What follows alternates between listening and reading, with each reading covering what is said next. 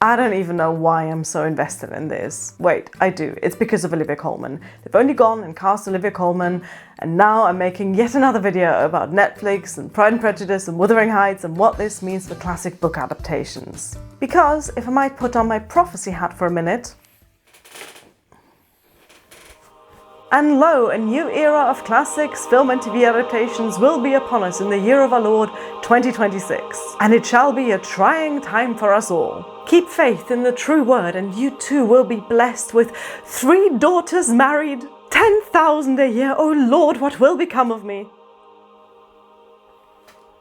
Hello and welcome to Spinster's Library. I'm Claudia, and before we can collectively freak out about Olivia Colman, we need to talk about this, and this, and this. If you've spent more than 3 seconds on social media in these past few weeks, you will recognize these pictures from the set of the upcoming Wuthering Heights adaptation, written and directed by Fennell of Saltburn notoriety. I've not seen Saltburn, and literally all I know about it is that someone indulges in a slightly unconventional bath time, and also the plot twist is that one of the characters turns out to be secretly middle class. If the producers of this new Wuthering Heights film are deliberately marketing it as an absolute car crush of an adaptation, they couldn't have done a better job. From the first announcement of Fennell as writer and director, to the most recent release of photos of Margot Robbie in an off-the-shoulder lacy funeral dress straight out of my teenage goth fantasies, this has been, let's say it's given snobby bitches like me something to snobby bitch about. Right. It's time for a disclaimer in case you're new to this channel and you're unaware of my personal history with Emily Bronte's Wuthering Heights. I don't care for Emily Bronte's Wuthering Heights. I think it's a bad book that I fully believe wouldn't be as popular as it is if Emily Bronte didn't have more talented sisters who wrote actually good novels. I resent every single person who ever told me to read it. The only good thing to come out of Emily Bronte's Wuthering Heights is the Kate Bush song, and no, I will not be taking questions on that. If this adaptation turns out to be as much of a disaster as these pictures promise, I'm not going to be as affected by it as some of you freaks who actually like the book. With that said, every new piece of information that's coming out about this film makes me feel sorry for all the Emily Bronte fans out there. Not even you deserve this. From the casting choices to the costumes, every single leak raises the question, what the hell are they thinking? Let's start with the cast. I admit I don't have much of an opinion about Margot Robbie. I watched Barbie and I enjoyed it, and I'm pretty sure it's the only film of hers that I've seen. I liked her in that. I have no doubt that she's got the skill to play Catherine Earnshaw. But visually, looking at these pictures, it just doesn't look right.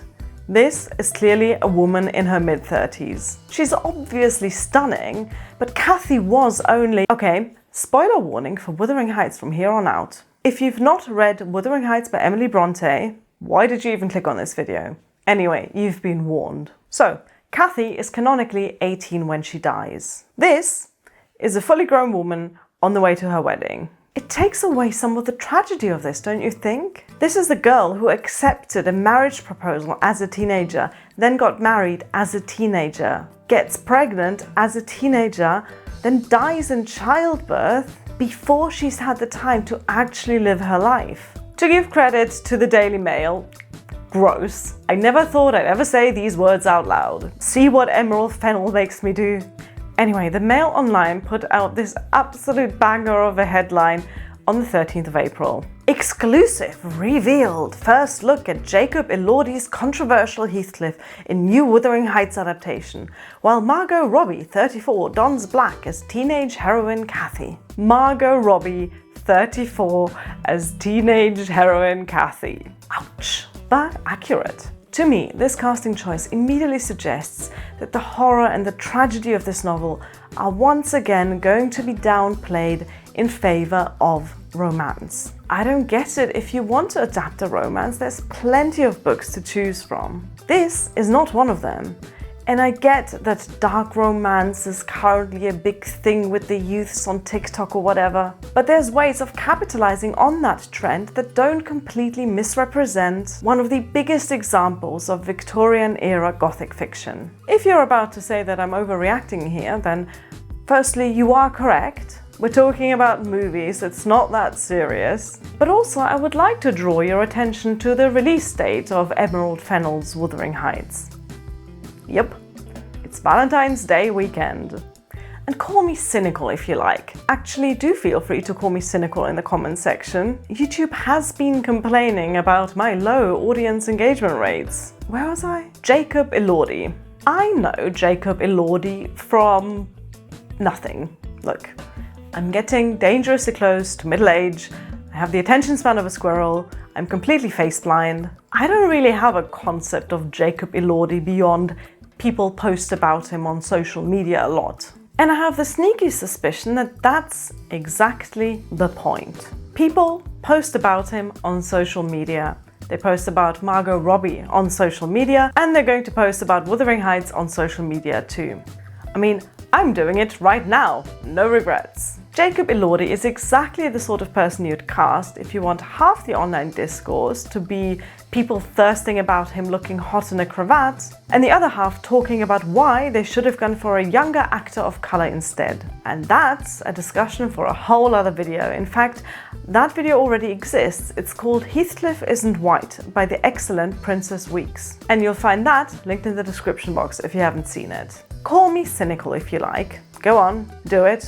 Yes, again, I really need those comments or YouTube will sacrifice my cat to the gods of the algorithm. No matter how cynical I might be, it's nothing compared to the level of cynicism it takes for a casting director to make those choices. It's like they've asked ChatGPT to come up with a formula for maximum online discourse and it gave them these two actors in these costumes. Right, the costumes. You don't need to be a fashion historian to clock that this is not historical. And we're not even getting into what exact period of history this adaptation is supposed to be set in. The book Wuthering Heights was published in 1847, but it's set in the late 18th century. At this point, I'd happily accept anything from Georgian to mid-Victorian in the adaptation.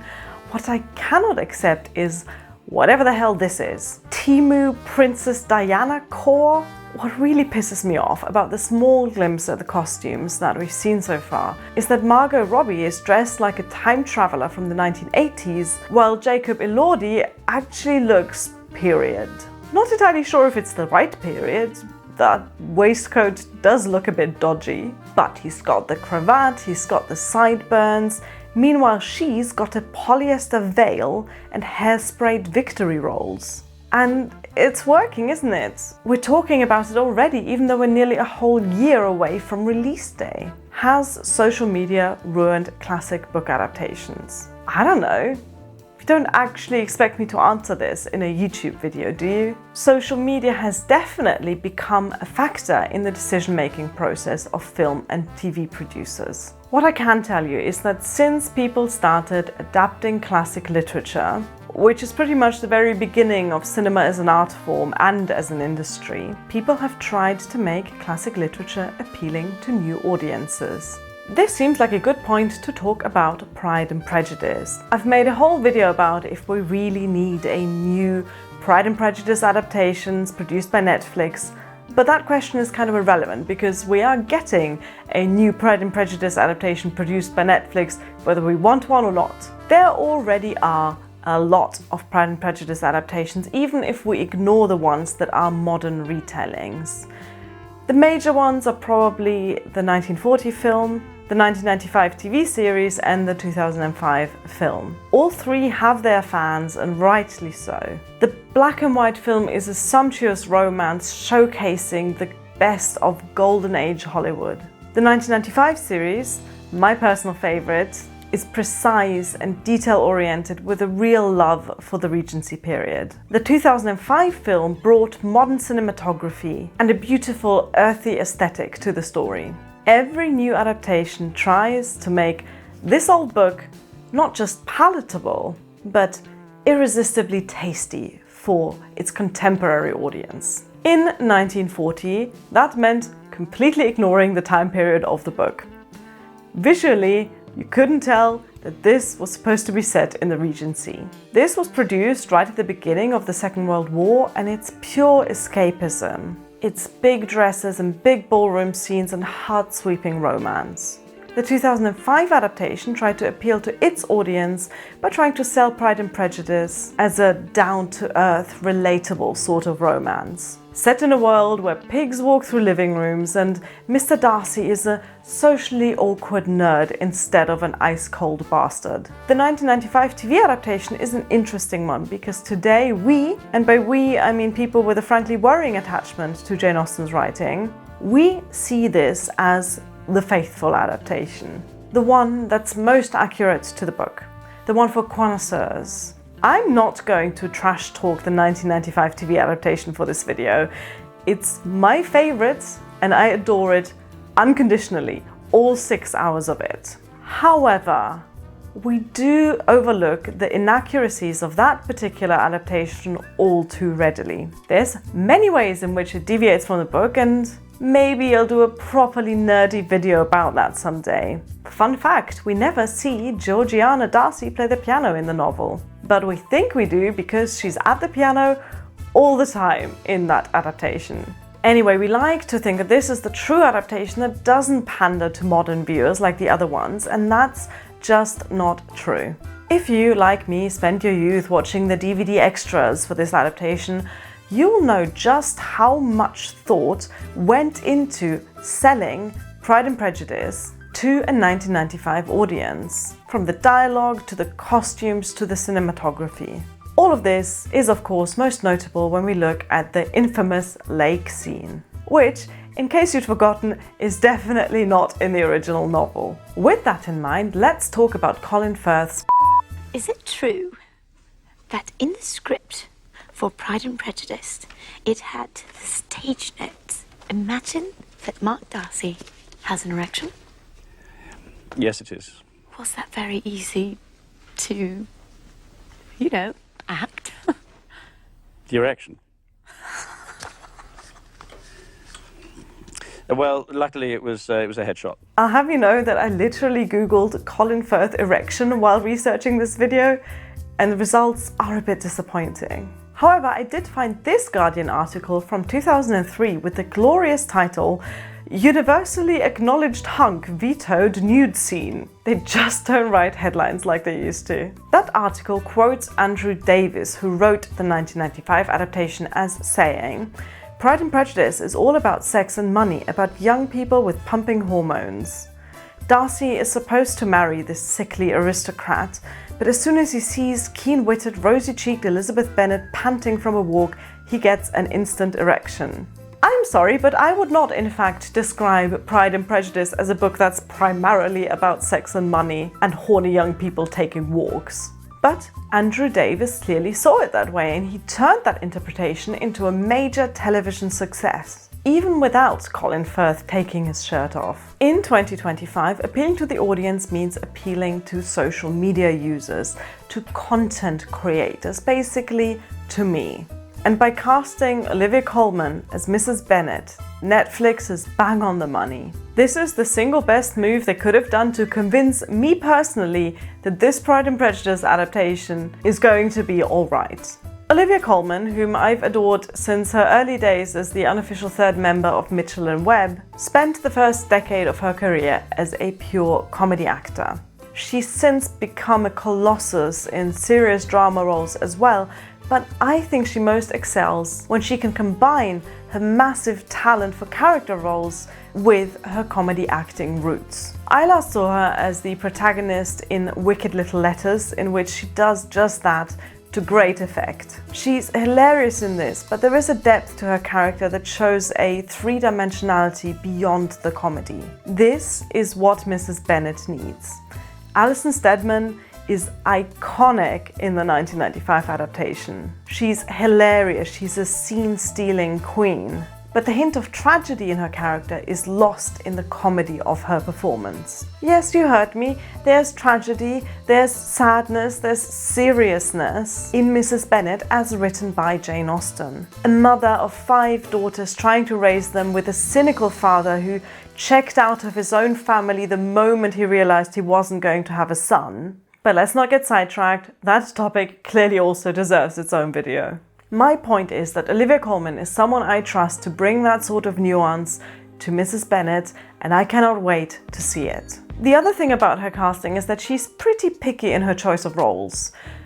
Yes, she's been in some bad films, but by and large, the quality of the project she involves herself in is above average. There's other factors that make me hesitantly optimistic about this upcoming Pride and Prejudice. For example, the fact that it's going to be a 6-part miniseries instead of a single feature film. I'm also weirdly comforted by the fact that I have no idea who Emma Corrin and Jack Lowden are, the actors cast for Elizabeth Bennet and Mr. Darcy respectively. I've looked them up on Wikipedia and they've both got acting credits in high-profile film and TV projects, so they're not in any way unknown, but they're certainly not the topic of social media discourse in the same way that Margot Robbie and Jacob Elordi are. I might be overly optimistic here, but to me that suggests that perhaps this adaptation is going to go beyond the aim to stir as much shit on Twitter as humanly possible. Another tidbit that makes me look forward to this Netflix adaptation is the announcement of Eros Lyn as the director.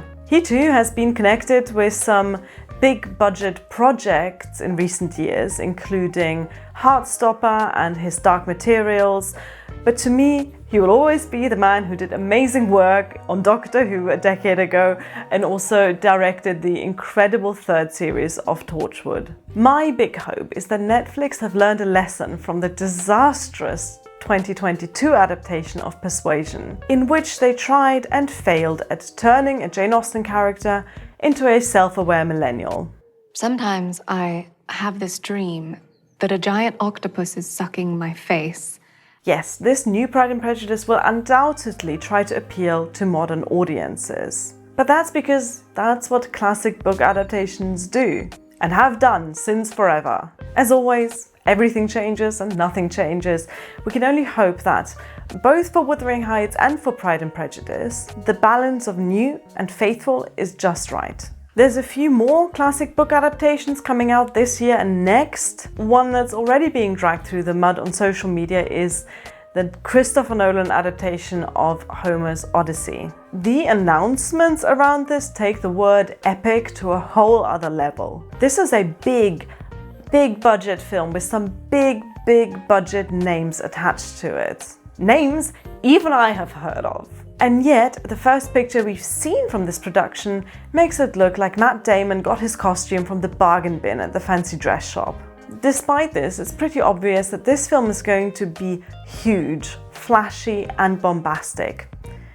Is it going to be a good adaptation of an ancient Greek classic? We'll have to wait and see, I suppose. There's also going to be a new Frankenstein film made by Guillermo del Toro, starring Oscar Isaac as Dr. Frankenstein and Jacob Elordi as the creature. This boy sure keeps popping up. The new Frankenstein film, which is also going to be on Netflix, has so far received, broadly speaking, positive publicity, which I attribute to Guillermo del Toro saying repeatedly that he wants to do a more faithful adaptation of the book that focuses on the human drama rather than the monster tropes. I'm actually quite excited about this adaptation because Frankenstein really does deserve one that explores the romantic core of the novel. When I say romantic here, I mean part of the romantic movement, not romantic as in love story. Sadly, the few pictures that we have of this production already dashed my hopes that this was also going to be a historically faithful adaptation. The novel Frankenstein was published in 1818. Yes, that's the same Regency period as Jane Austen's novels, but you can tell by these outrageously flared trousers that this film is going to take a more historically detached steampunk approach to the visuals, which will probably still be aesthetically interesting. I don't understand the reluctance to put Oscar Isaac in indecently tight high-waist trousers, but okay. I've said it before and I'll say it again. Classic book adaptations are not made for us. They're not made for those who've read the books. The people who know that, yes, actually Dr. Frankenstein is the monster of the story.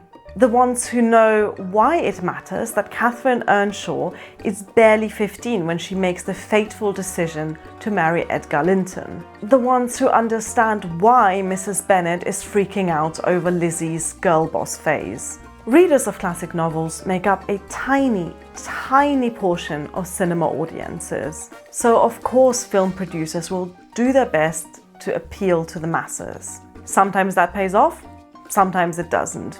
Either way, a new era of classic book adaptations is upon us. And in the next few months and years, we'll see which of these projects stand the test of time and which don't.